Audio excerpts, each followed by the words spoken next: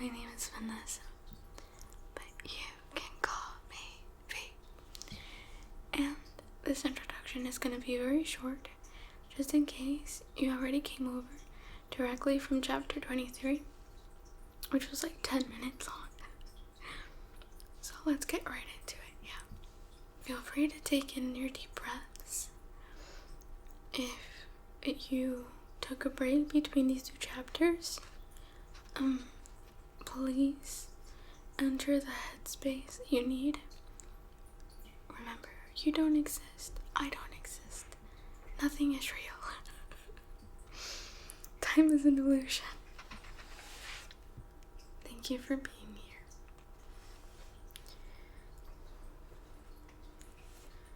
Chapter 24, An Impasse. My eyes opened to a bright white light. I was in an unfamiliar room, a white room. The wall beside me was covered in long vertical blinds. Over my head, the glaring lights blinded me. I was propped up on a hard, uneven bed, a bed with rails. The pillows were flat and lumpy. There was an annoying beeping sound somewhere close by. I hoped that meant I was still alive. Death shouldn't be this uncomfortable. My hands were all twisted up with clear tubes, and something was taped across my face, under my nose. I lifted my hand to rip it off. No, you don't. And cool fingers caught my hand. Edward? I turned my head slightly, and his exquisite face was just inches from mine, his chin resting on the edge of my pillow. I realized again that I was alive, this time with gratitude and elation. Oh, Edward, I'm so sorry. Shh, he shushed me. Everything's all right now. What happened? I couldn't remember clearly, and my mind rebelled against me as I tried to recall. I was almost too late. I could have been too late, he whispered, his voice tormented. I was so stupid, Edward. I thought he had my mom. He tricked us all. I need to call Charlie and my mom, I realized through the haze.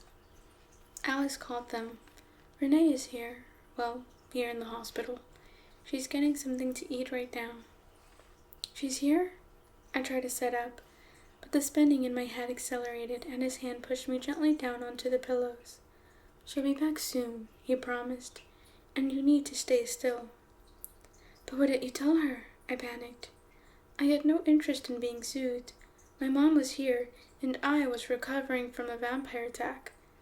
Why did you tell her I'm here? You fell down 2 flights of stairs and through a window. He paused. You have to admit, it could happen. I sighed, and it hurt.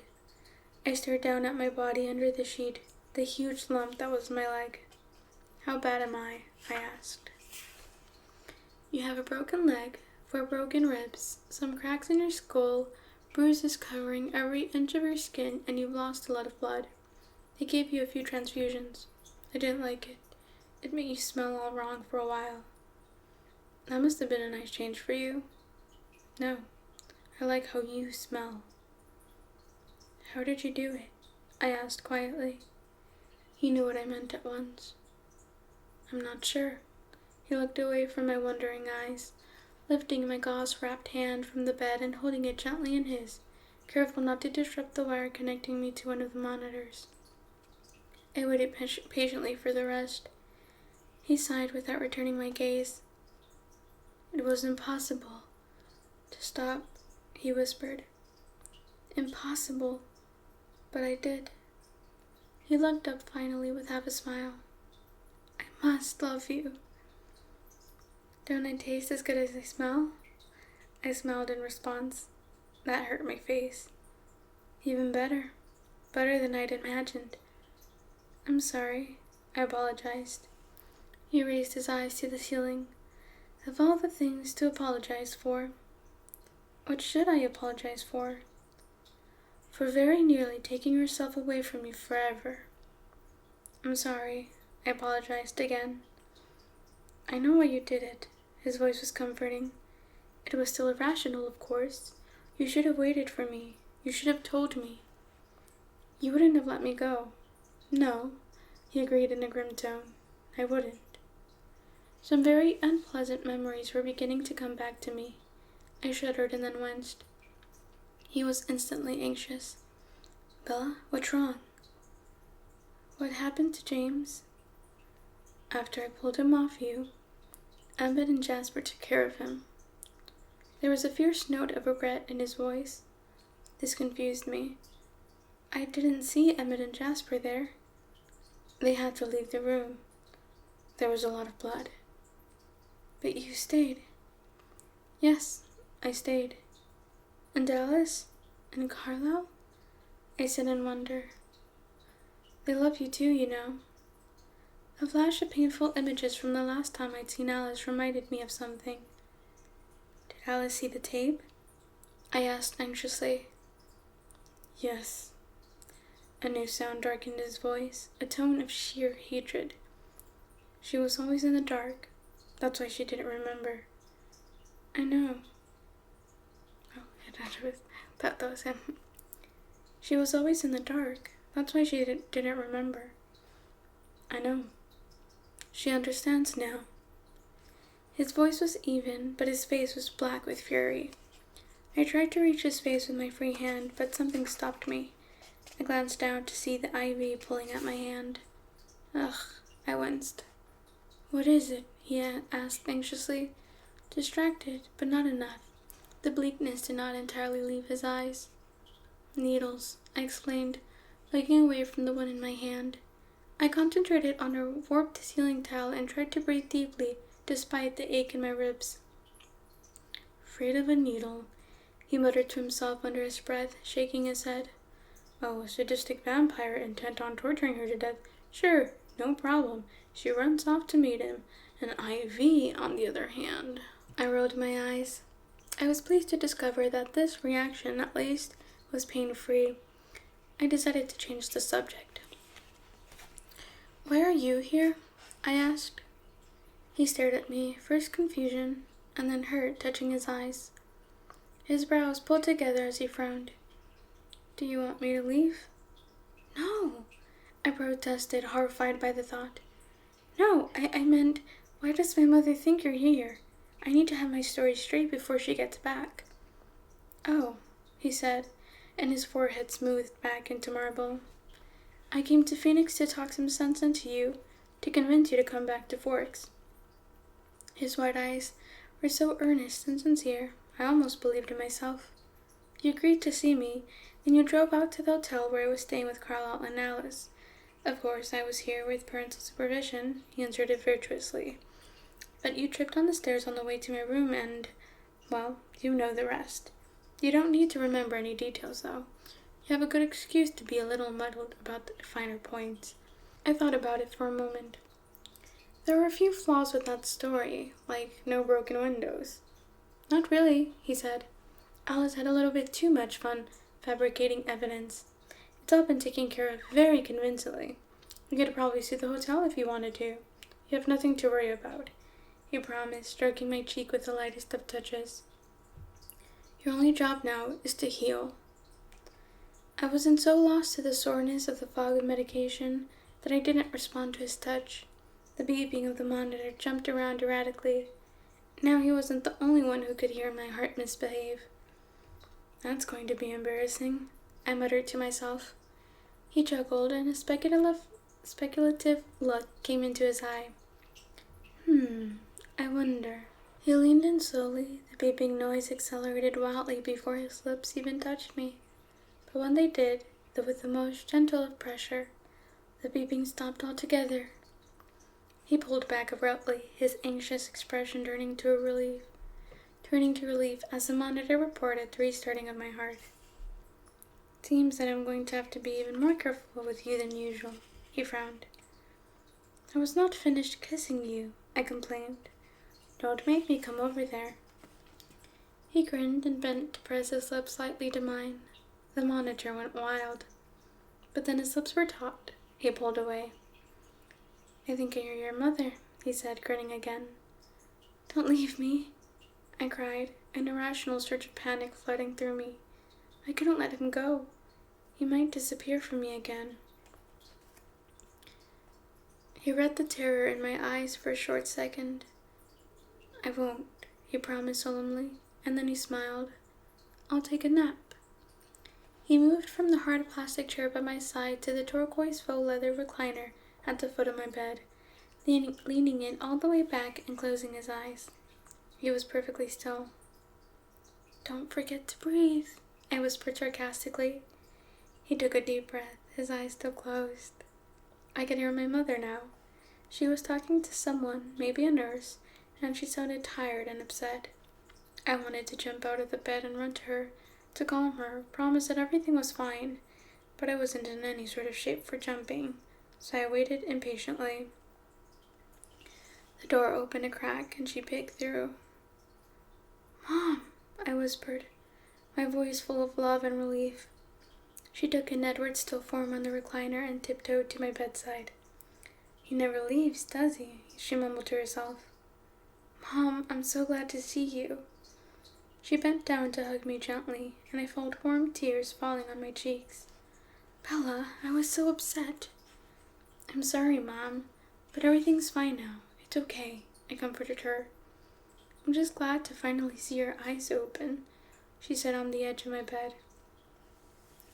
I suddenly realized I didn't have any idea when it was. "How long have they been closed?" "It's Friday, hon. You've been out for a while." "Friday?" I was shocked. I tried to remember what day it had been when, but I didn't want to think about that. "They had to keep you sedated for a while, honey. You've got a lot of injuries." "I know." I could feel them. "You're lucky Dr. Cullen was there. He's such a nice man. Very young, though, and he looks more like a model than a doctor." "You met Carlisle?" "And Edward's sister, Alice. She's a lovely girl." "She is," I agreed wholeheartedly. She glanced over her shoulder at Edward, lying with his eyes closed in the chair. "You didn't tell me you had such good friends in Forks." I cringed, and then moaned. "What hurts?" she demanded anxiously, turning back to me. Edward's eyes flushed to my face. "It's fine," I assured them. "I just have to remember not to move." He lapsed back into his phony slumber. I took advantage of my mother's momentary distraction to keep the subject from returning to my less than candid behavior. "Where's Phil?" I asked quickly. "Florida. Oh, Bella, you'll never guess. Just when we were about to leave, the best news." "Phil got signed?" I guessed. "Yes." "How did you guess?" "The Suns, can you believe it?" "That's great, Mom," I said as enthusiastically as I could manage, though I had little idea what that meant. "And you'll like Jacksonville so much," she gushed while I stared at her vacantly. I was a little bit worried when Phil started talking about Akron, what with the snow and everything, because you know how I hate the cold. But now Jacksonville, it's always sunny and the humidity really isn't that bad. We found the cutest house, yellow with white trim, and a porch just like in an old movie, and this huge oak tree, and it's just a few minutes from the ocean, and you'll have your own bathroom." "Wait, Mom?" I interrupted.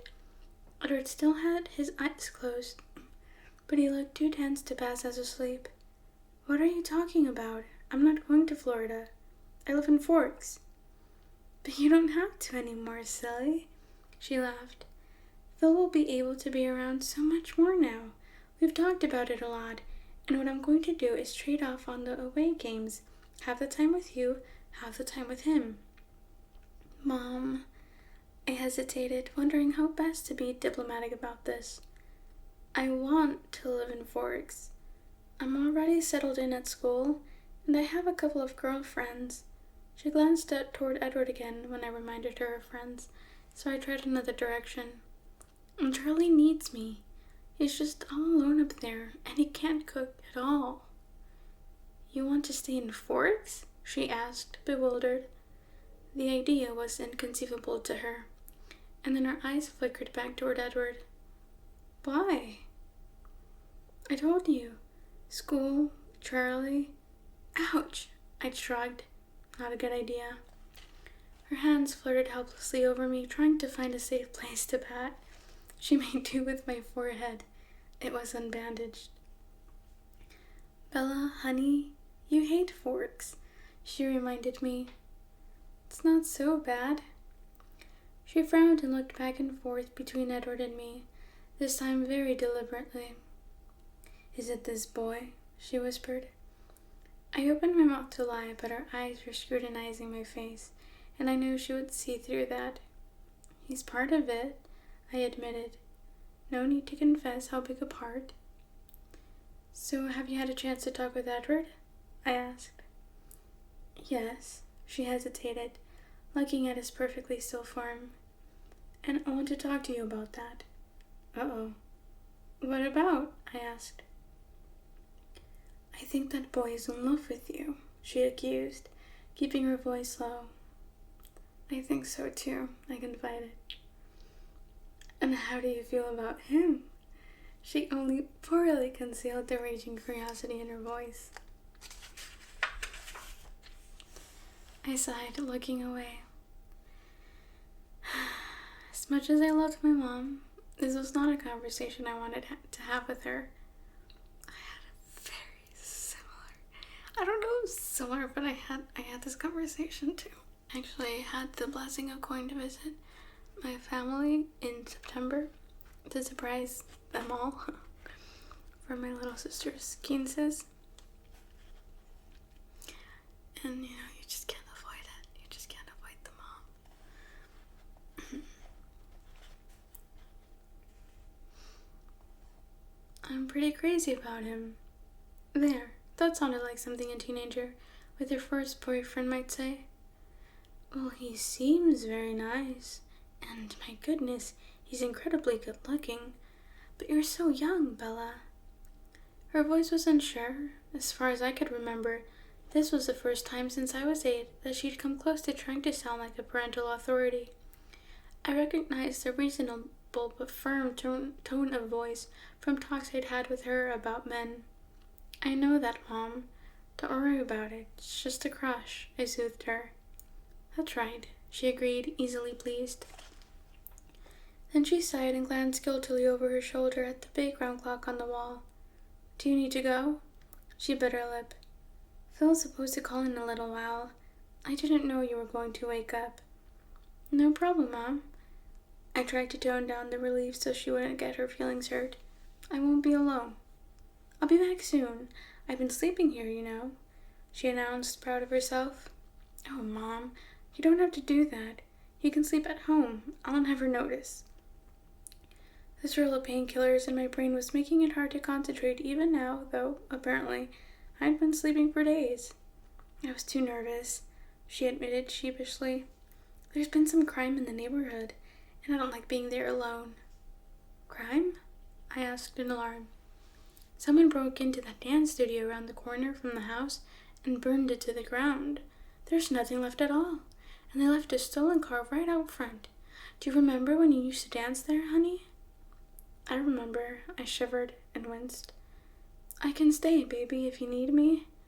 No, Mom, I'll be fine. Edward will be with me. She looked like that might be why she wanted to stay. I'll be back tonight. It sounded as much like a warning as it sounded like a promise, and she glanced at Edward again as she said it. Love you, Mom. I love you too, Bella. Try to be more careful when you walk, honey. I don't want to lose you. Edward's eyes stayed closed, but a wide grin flashed across his face. A nurse came bustling in then to check all my tubes and wires. My mother kissed my forehead, patted my gauze-wrapped hand, and left. The nurse was checking the paper readout on my heart monitor. Are you feeling anxious, honey? Your heart rate got a little high there. I'm fine, I assured her. I'll tell your RN that you're awake. She'll be in to see you in a minute.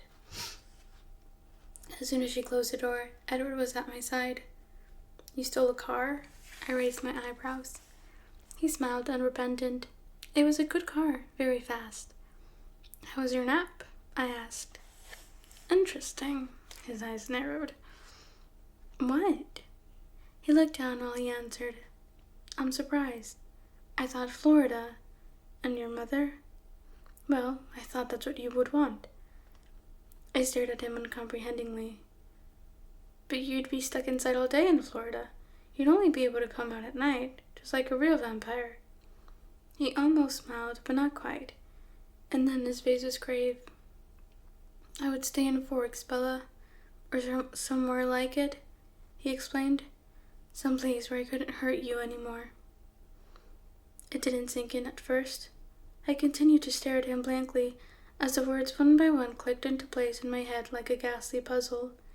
I was barely conscious of the sound of my heart accelerating, though as my breathing became hyperventilation, I was aware of the sharp aching in my protesting ribs. He didn't say anything. He watched my face wearily, as the pain that had nothing to do with broken bones, pain that was infinitely worse, threatened to crush me. And then another nurse walked purposefully into the room. Edward sat still as stone as she took in my expression with a practiced eye before turning to the monitors. "Time for more pain meds, sweetheart?" she asked kindly, tapping the IV feed. No, I mumbled, trying to keep the agony out of my voice. "I don't need anything. I couldn't afford to close my eyes now." "No need to be brave, honey. It's better if you don't get too stressed out. You need to rest." She waited, but I just shook my head. "Okay," she sighed. "Hit the call button when you're ready." She gave Edward a stern look and threw one more anxious glance at the machinery before leaving. His cold hands were on my face. I stared at him with wild eyes. "Shh, Bella, calm down. Don't leave me," I begged in a broken voice. "I won't," he promised. "Now relax before I call the nurse back to sedate you." But my heart couldn't slow. "Bella," he stroked my face anxiously. "I'm not going anywhere. I'll be right here as long as you need me." "Do you swear you won't leave me?" I whispered. I tried to control the gasping at least. My ribs were throbbing. He put his hands on either side of my face and brought his face close to mine. His eyes were wide and serious. "I swear." The smell of his breath was soothing. It seemed to ease the ache of my breathing. He continued to hold my gaze while my body slowly relaxed and the beeping returned to normal pace. His eyes were dark, closer to black than gold today. "Better?" he asked. "Yes," I said cautiously. He shook his head and muttered something unintelligible. I thought I picked out the word overreaction. "Why did you say that?" I whispered, trying to keep my voice from shaking. "Are you tired of having to save me all the time? Do you want me to go away?" "No, I don't want to be without you, Bella. Of course not. Be rational. And I have no problem with saving you either. If it weren't for the fact that I was the one putting you in danger, that I'm the reason that you're here." "Yes, you are the reason," I frowned. "The reason I'm here, alive." "Barely." His voice was just a whisper. "Covered in gauze and plaster and hardly able to move." "I wasn't referring to my most recent near-death experience," I said, growing irritated. "I was thinking of the others. You can take your pick. If it weren't for you, I would be rotting away in the Forks Cemetery." He winced at my words, but the haunted look didn't leave his eyes. "That's not the worst part, though," he continued to whisper. He acted as if I hadn't spoken. "Not seeing you there on the floor, crumpled and broken." His voice was choked. "Not thinking I was too late. Not even hearing you scream in pain. All those unbearable memories that I'll carry with me for the rest of eternity. No. The very worst was knowing that I couldn't stop. Believing that I was going to kill you myself. But you didn't. I could have, so easily." I knew I needed to stay calm, but he was trying to talk himself into leaving me, and the panic fluttered in my lungs, trying to get out. "Promise me," I whispered. "What?" "You know what." I was starting to get angry now. He was so stubbornly determined to dwell on the negative. He heard the change in my tone. His eyes tightened. "I don't seem to be strong enough to stay away from you, so I suppose that you'll get your way, whether it kills you or not," he added roughly. Good. He hadn't promised, though, a fact that I had not missed. The panic was only barely contained. I had no strength left to control the anger. You told me how you stopped. Now I want to know why, I demanded. Why? He repeated wearily. Why you did it? Why didn't you just let the venom spread? By now, I would be just like you. Edward's eyes seemed to turn flat black, and I remembered that this was something he'd never intended me to know. Alice must have been preoccupied by the things she learned about herself, or she'd been very careful with her thoughts around him. Clearly, he'd had no idea that she'd filled me in on the mechanics of vampire conversions. He was surprised and infuriated. His nostrils flared, his mouth looked as if it was chiseled from stone. He wasn't going to answer, that much was clear. I'll be the first to admit that I have no experience with relationships, I said, but it just seems logical. A man and woman have to be somewhat equal, as in, one of them can't always be swooping in and saving the other one. They have to save each other equally. He folded his arms on the side of my bed and rested his chin on his arms. His expression was smooth, the anger reined in. Evidently, he decided he wasn't angry with me. I hoped I'd get a chance to warn Alice before he caught up with her. You have saved me, he said quietly. I can't always be Lois Lane, I insisted. I want to be Superman too. You don't know what you're asking. His voice was soft. He stared intently at the edge of the pillowcase. I think I do. Bella, you don't know. I've had almost 90 years to think about this, and I'm still not sure. Do you wish that Carlisle hadn't saved you? No, I don't wish that. He paused before continuing. But my life was over. I wasn't giving anything up. You are my life. You're the only thing it would hurt me to lose. I was getting better at this. It was easy to admit how much I needed him. He was very calm, though, decided. I can't do it, Bella. I won't do that to you. Why not? My throat rasped and the words weren't as loud as I'd meant them to be. Don't tell me it's too hard. After today, or I guess it was a few days ago. Anyway, after that, it should be nothing. He glared at me. And the pain? He asked. I blanched. I couldn't help it, but I tried to keep my expression from showing how clearly I remembered the feeling, the fire in my veins. That's my problem, I said. I can handle it. It's possible to take bravery to the point where it becomes insanity. It's not an issue. 3 days, big deal. Edward grimaced again as my words reminded him that I was more informed than he had ever intended me to be. I watched him repress the anger, watched as his eyes grew speculative. Charlie? He asked curtly. Renee? Minutes passed in silence as I struggled to answer his question. I opened my mouth, but no sound came out. I closed it again. He waited, and his expression became triumphant because he knew I had no true answer. Look, it's not an issue either, I finally muttered. My voice was as unconvincing as it always was when I lied. Renee has always made the choices that work for her. She'd want me to do the same. And Charlie's resilient. He's used to being on his own. I can't take care of them forever. I have my own life to live. Exactly, he snapped. And I won't end it for you. If you're waiting for me to be on my deathbed, I've got news for you. I was just there. You're going to recover, he reminded me.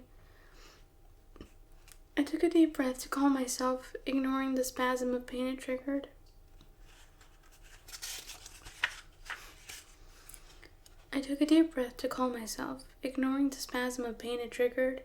I stared at him, and he stared back.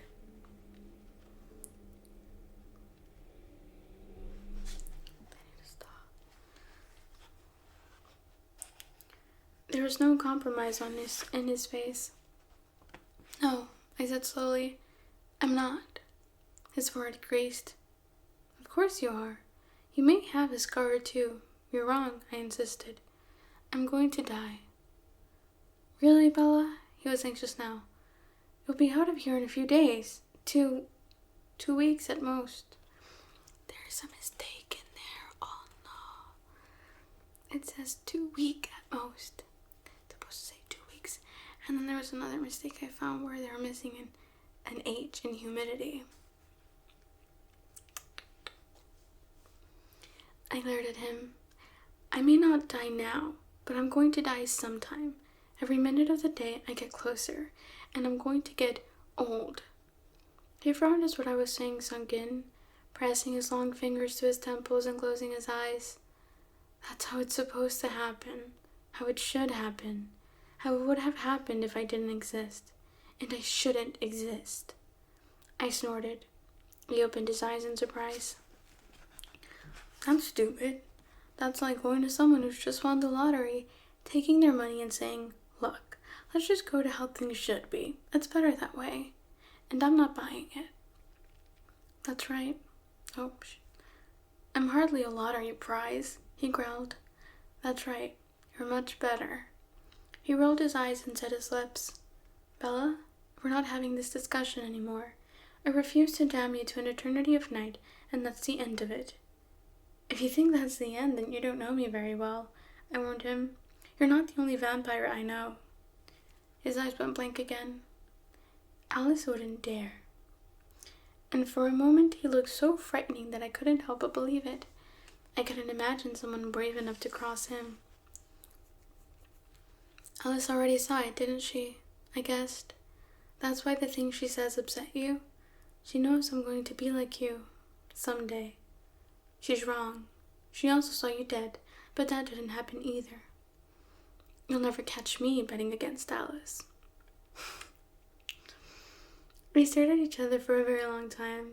It was quiet except for the whirring of the machines, the beeping, the dripping, the ticking of the big clock on the wall. Finally, his expression softened. So where does that leave us? I wondered. He chuckled humorlessly. I believe it's called an impasse. I sighed. Ouch, I muttered. How are you feeling? He asked, eyeing the button for the nurse. I'm fine, I lied. I don't believe you, he said gently. I'm not going back to sleep. You need rest. All this arguing isn't good for you. So give in, I hinted. Nice try. He reached for the button. No, he ignored me. Yes, the speaker on the wall squawked. I think we're ready for more pain medication, he said calmly, ignoring my furious expression. Send in the nurse. The voice sounded very bored. I won't take it, I promised.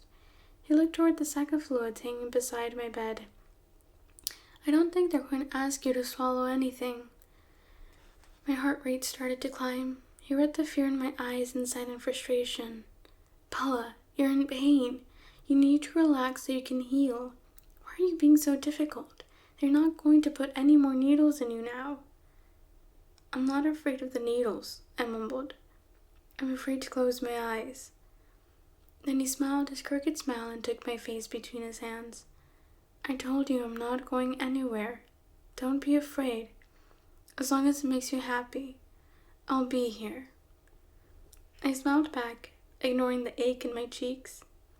We're talking about forever, you know. Oh, you'll get over it. It's just a crush. I shook my head in disbelief. It made me dizzy. I was shocked when Renee swallowed that one. I know you know better. That's the beautiful thing about being human, he told me. Things change. My eyes narrowed. Don't hold your breath. He was laughing when the nurse came in, brandishing a syringe. Excuse me, she said brusquely to Edward. He got up and crossed to the end of the small room, leaning against the wall. He folded his arms and waited. I kept my eyes on him, still apprehensive. He met my gaze calmly. Here you go, honey. The nurse smiled as she injected the medicine into my tube. You'll feel better now. Thanks, I mumbled, unenthusiastic. It didn't take long. I could feel the drowsiness trickling through my bloodstream almost immediately. That ought to do it, she muttered as my eyelids drooped. She must have left the room because something cold and smooth touched my face. Stay, the word was slurred. I will, he promised. His voice was beautiful, like a lullaby. Like I said, as long as it makes you happy. As long as it's what's best for you. I tried to shake my head, but it was too heavy. It's not the same thing, I mumbled. He laughed. Don't worry about that now, Bella. You can argue with me when you wake up. I think I smiled. Okay. I could feel his lips at my ear. I love you, he whispered. Me too. I know, he laughed quietly. I turned my head slightly, searching. He knew what I was after. His lips touched mine gently. Thanks, I sighed. Anytime. I wasn't really there at all anymore, but I fought against the stupor weakly. There was just one more thing I wanted to tell him. Edward? I struggled to pronounce his name clearly. Yes? I'm betting on Alice, I mumbled. And then the night closed over me.